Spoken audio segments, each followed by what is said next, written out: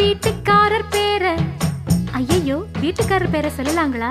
அத சொல்லாம எப்படிமா தெரிஞ்சுக்கிறது? அட சும்மா சொல்லுமா. வீட்டுக்காரர் பேரை சொன்னே ராசுக்குட்டி ராசுக்குட்டி, அவன் பேசுகிற பேச்சு எல்லாம் சீனி கட்டி. அட கண்ணுக்கழகா ஆளும் இருப்பாரே, நித்தம் கலர் கலராடை அணிவாரே. இப்போ எந்த திசையில்